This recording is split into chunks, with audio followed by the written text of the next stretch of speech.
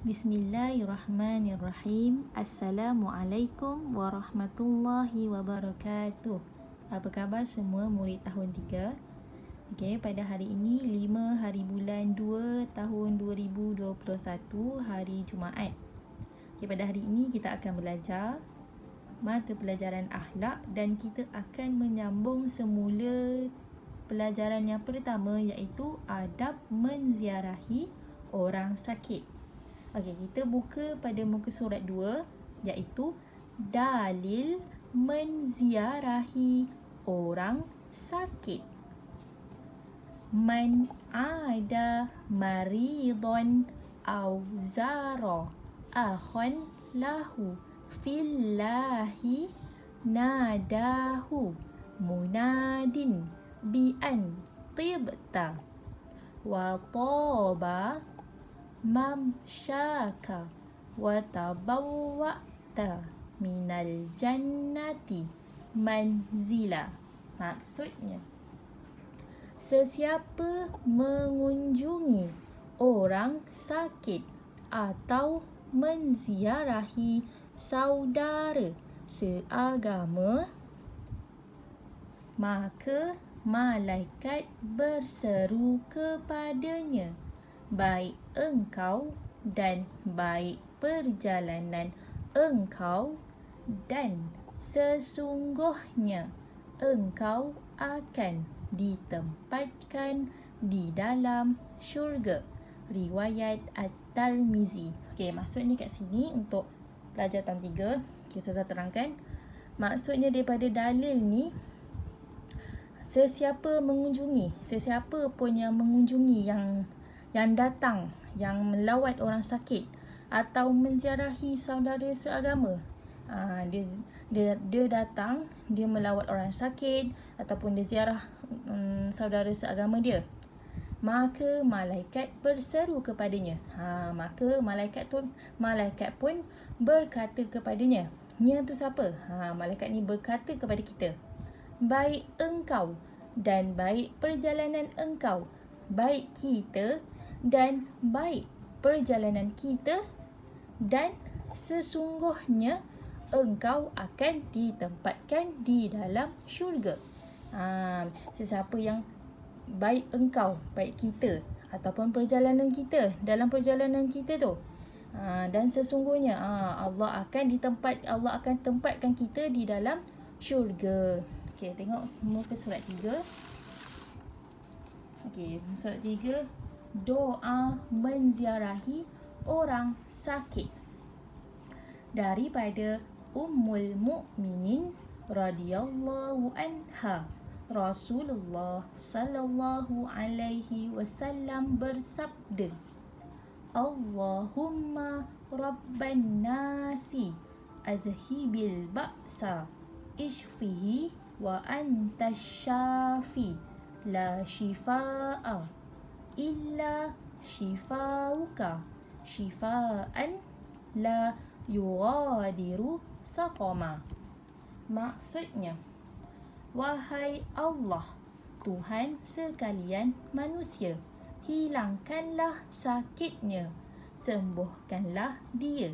Engkau Tuhan yang menyembuhkannya, tidak ada yang menyembuhkan melainkan engkau, dengan sembuh yang tidak diingini sakitnya.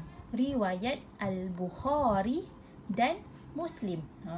Kita ziarah orang, kita lawat orang, ada doanya juga. Kita datang tu, lawat sambil kita melawat tu, sambil kita berikan kata-kata yang baik untuk dia, kita turut mendoakan kesihatan dia agar diberikan kesembuhan semula. Seterusnya kita sambung pada muka surat yang keempat, iaitu fadilat beradab ketika menziarahi orang sakit. Fadilat, apa yang dimaksudkan dengan fadilat? Apa itu kebaikan? Apa itu kebaikan beradab? Apa yang kita dapat bila kita beradab ketika menziarahi orang sakit? Yang pertama, disukai oleh Allah Subhanahu wa ta'ala dan Rasulullah sallallahu alaihi wasallam. Bila kita beradab ketika menziarahi orang sakit ni, kita disukai oleh Allah dan Rasulullah. Yang kedua, dapat ganjaran pahala daripada Allah Subhanahu wa ta'ala. Selain daripada disukai oleh Allah dan Rasulullah, kita juga dapat ganjaran pahala daripada Allah. Yang ketiga, dapat mendoakan kesembuhan pesakit. Yang kita baca tadi, kita doakan dia. Kita doakan kesembuhan dia. Yang keempat, dimurahkan rezeki oleh Allah Subhanahu wa ta'ala. Kita juga turut dimurahkan rezeki kita. Siapa yang murahkan rezeki kita? Allah Ta'ala. Yang kelima, mengeratkan hubungan silaturahim. Kita lawat dia, kita pergi rumah dia, kita pergi hospital lawat dia. Kita mengeratkan hubungan silaturahim. Yang keenam, menggembirakan pesakit. Pesakit ni hati dia gembira bila ada orang lawat dia.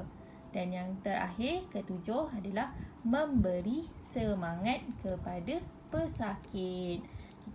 Selain kita gembirakan pesakit ni, selain tu kita berikan semangat dia untuk kekal kuat. Awak kena sihat ni, awak kena kuat, kena makan ubat.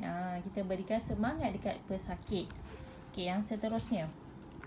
Akibat tidak beradab ketika menziarahi orang sakit. Akibat apa yang kita dapat, keburukan yang kita dapat waktu kita tidak beradab ketika menziarahi orang sakit. Yang pertama, tidak disukai oleh Allah Subhanahu wa ta'ala dan Rasulullah sallallahu alaihi wasallam. Waktu kebaikan, waktu kita buat adab tu, kita disukai. Kalau kita tak buat, apa jadi? Allah tak suka, Rasulullah pun tak suka. Sebab apa? Sebab kita tak beradab. Kita tak ada adab waktu kita ziarah orang sakit. Yang kedua, tidak mendapat rahmat Allah. Keburukan yang kalau kita tidak lakukan adab ketika kita ziarah orang sakit, tidak dapat rahmat Allah, tidak disukai Allah. Allah tak sayang kita, Allah tak bagi rahmat dekat kita, Allah tak murahkan rezeki kita. Yang ketiga, menyusahkan hati pesakit. Kita datang lawat dia, kita tidak beradab, kita buat bising, kita guriskan hati dia, kita buat dia sedih. Kita bukan menggembirakan dia, kita susahkan hati pesakit, hati dia. Dan yang terakhir, mengguris hati keluarga pesakit. Bukan je menyusahkan hati pesakit, tapi kita juga guriskan hati keluarga pesakit. Kita datang dia, kita tidak beradab, kita buat bising, kita bergaduh dengan dia, kita buat sepah dekat tempat dia. Itu mengguriskan hati keluarga pesakit. Okey, cukup untuk hari ini. Untuk pelajaran yang pertama, adab menziarahi orang sakit. Okey, seterusnya kita akan jumpa pada masa yang akan datang. Terima kasih. Assalamualaikum warahmatullahi wabarakatuh.